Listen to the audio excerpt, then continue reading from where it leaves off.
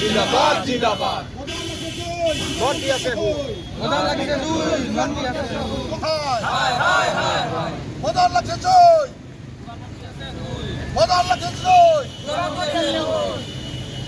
অত্যাবশ্যক সামগ্ৰী মূল্যবৃদ্ধি ৰোধ কৰিব নোৱাৰা অসম চৰকাৰ হায় হায় হায় হায় অত্যাবশ্যক সামগ্ৰী মূল্যবৃদ্ধি ৰোধ কৰিব নোৱাৰা অসম চৰকাৰ হায় হায় হায় হায়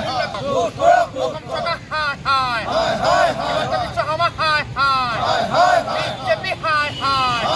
যোগানমন্ত্ৰী হায় হায় যোগানমন্ত্ৰী হায় হায় জয় যোগানমন্ত্ৰী আছে হৈ লং লিভ আমাৰ দাবী অত্যাবশ্যক সামগ্ৰী মূল্যবৃদ্ধি ৰোধ কৰিব নোৱাৰা হিমন্ত বিশ্ব শৰ্মা হায় হায় হিমন্ত বিশ্ব শৰ্মা হায় হায় যোগানমন্ত্ৰী হায় হায় যোগানমন্ত্ৰী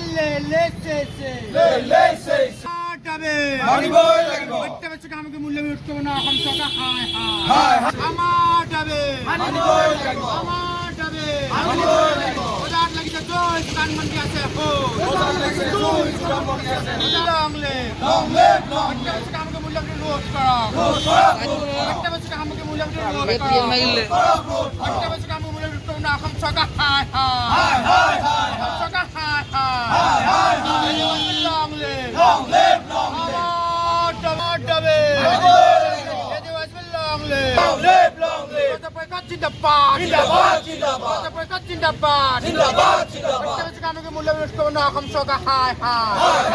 হিমন্ত বিশ্ব শৰ্মা হায় হায় অত্যাবশ্যক সামগ্ৰী মূল্যবৃদ্ধি ৰোধ কৰিব নোৱাৰা অসম চৰকাৰ বজাৰত লাগিছে জুই যোগানমন্ত্ৰী আছে হুই অতি শেহতীয়াকৈ ৰাজ্যত যি মূল্যবৃদ্ধি এই মূল্যবৃদ্ধিয়ে জনসাধাৰণৰ জীৱন জুৰুলা কৰি পেলাইছে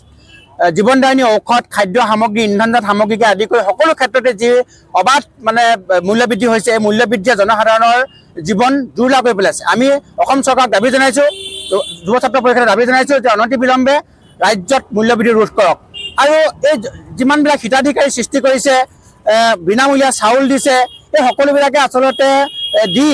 চৰকাৰখনে জনসাধাৰণক আচলতে দুৰ্বল কৰি পেলাইছে আমি ভাবিছোঁ যে এই নিৰ্বাচন গ'ল নিৰ্বাচন যোৱাৰ পিছত অত্যাৱশ্যক সামগ্ৰী মূল্যবৃদ্ধি কৰিছে তাৰ বাবে কিন্তু চৰকাৰখনে আমি জগৰীয়া কৰিছোঁ আৰু জনসাধাৰণক যদি সুন্দৰকৈ পৰিচালিত কৰিবলগীয়া হয় দুখীয়া দৰিদ্ৰ শ্ৰেণীৰ জনসাধাৰণৰ আজি জীৱন নিৰ্বাহৰ ক্ষেত্ৰত জটিল হৈ পৰিছে আমি চৰকাৰক দাবী জনাইছোঁ যে অনতিবিলম্বে মূল্যবৃদ্ধি ৰোধ কৰক নহ'লে অসম জাতীয়বাদী যুৱ ছাত্ৰ পৰিষদে জনসাধাৰণৰ স্বাৰ্থত তীব্ৰ গণতান্ত্ৰিক আন্দোলন গঢ়ি তুলিবলৈ বাধ্য হ'ব।